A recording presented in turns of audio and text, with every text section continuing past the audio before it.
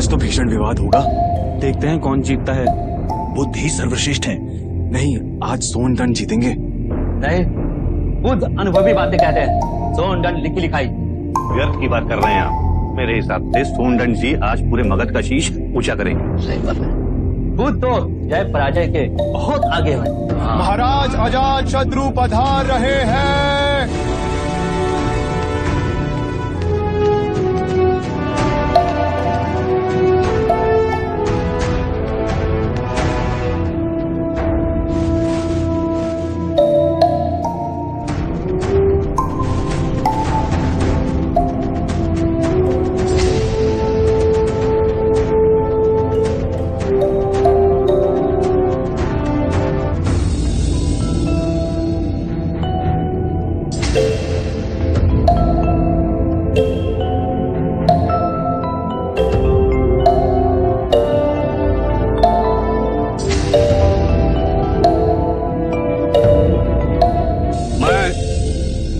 महाराज की उपस्थिति में वंदनीय बुद्ध और परम ज्ञानी सोनदंड का इस राजसभा में स्वागत करता हूं।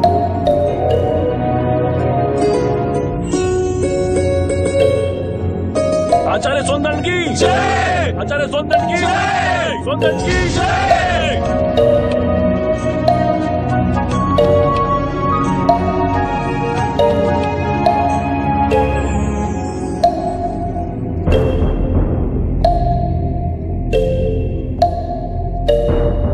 आज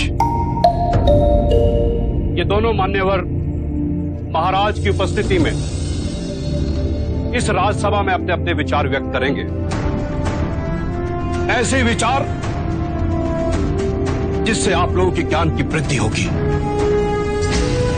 अब मैं दोनों मान्यवर से विनती करता हूं कि वो किसी एक विषय पर अपने विचार प्रकट करें।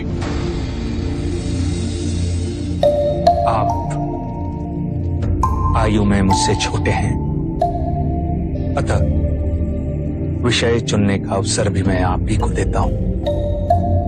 कहिए, किस विषय पर चर्चा करनी है? प्रणाम सोनदंड। क्या आप बता सकते हैं कि एक सच्चे ब्राह्मण में कौन कौन से गुण होना अनिवार्य है? यदि आप चाहें तो वेदों के उदाहरण भी दे सकते हैं। वेद पाठ तो सोनदंड का प्रमुख विषय है। वेद की गहन गुत्थियों को सुलझाने में आप महारथी हैं। भिक्षु गौतम, पूर्ण ब्राह्मण बनने के 5 लक्षण हैं। सुंदर रूप, मंत्रोच्चारण एवं अनुष्ठान करने में प्रवीण, 7 पुष्टों से रक्त की शुद्धता, अच्छा ज्ञान, अच्छा कर्म। इन 5 गुणों में से सर्वाधिक महत्वपूर्ण गुण कौन कौन से होने चाहिए? और इनमें से किसी भी गुण के अभाव में क्या वो सच्चा ब्राह्मण हो सकता है? अंत के 2 गुण, अच्छा ज्ञान एवं अच्छा कर्म।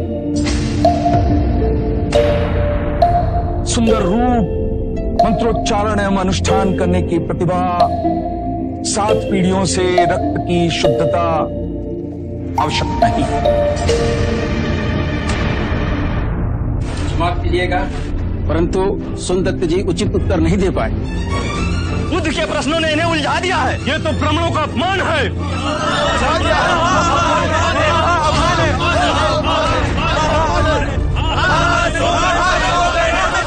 आदरणीय सभागण, यदि आप सौंदर्य में आस्था रखते हैं तो कृपया कर शांत हो जाइए, उन्हें अपनी बात कहने दें।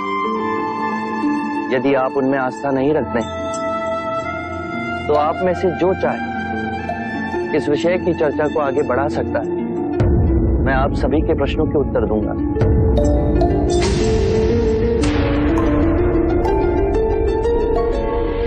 मित्रों, हम सबके बीच में मेरा चचेरा भाई अंगक बैठा हुआ है। अंगक रूपवान है, उसका आचरण कुलीन और उत्कृष्ट है। उसके बाह्य सौंदर्य की बराबरी केवल भिक्खु गौतम के साथ ही की जा सकती है। दो परिवारों के रक्त की शुद्धता उसके अंदर बह रही है, वेद पाठ का ज्ञानी है, ये 3 गुण तो उसमें है। पर यदि विचार के रूप में देखें कि अंगक मदिरापान करता है, हत्याएं करता है, बलात्कार करता है, झूठ बोलता है, चोरी भी करता है, तो उसके बाकी के गुणों का कोई मूल्य ही नहीं रह जाएगा। अतः मित्रों, सदकर्म और ज्ञान ही सर्वोपरि है पूर्ण ब्राह्मण बनने के लिए। इन दोनों गुणों में से भी सर्वोत्तम गुण आप किसे समझते हैं? सदकर्म और ज्ञान 2 नहीं हो सकते। जैसे एक हाथ दूसरे हाथ को और एक पैर दूसरे पैर को साफ करता है, उसी तरह सदकर्म और ज्ञान एक दूसरे के पूरक होते हैं। सदकर्म आपके विवेक को प्रकाशमान बनाता है और विवेक से किया कर्म आपको धार्मिक बनाता है, और यही जीवन का गूढ़ मंत्र है। उत्तम, अति उत्तम सोनदन, आप हमारी आशा पे खरे उतरे। बुद्ध, अब आप बताएं कि हमारे परम विद्वान सोनदन से आप क्या पूछना चाहते हैं? सत्य कहा सोनदंडे आपने। सत्कर्म और ज्ञान जीवन के सबसे मूल्यवान गुण हैं। क्या आप बताएंगे कि सत्कर्म और ज्ञान को उच्चतम कोटि तक कैसे विकसित किया जाए?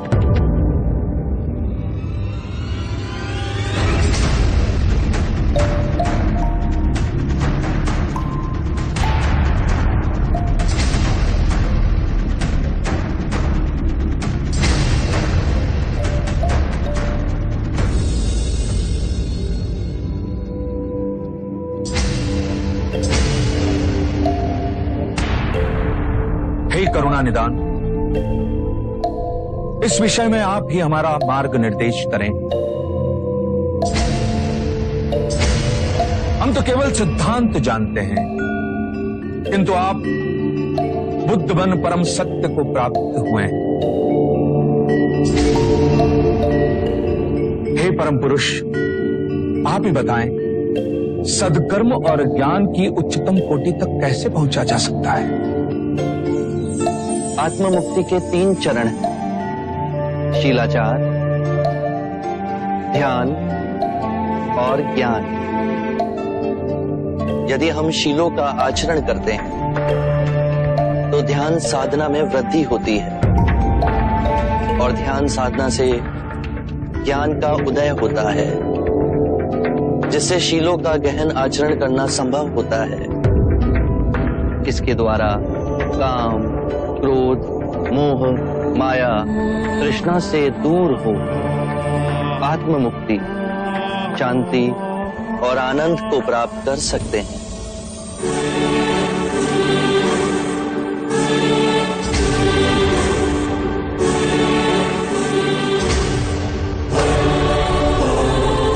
हे करुणानिधि, आपने मेरी आंखें खोल दी, मुझे अंधकार से प्रकाश में ले आए।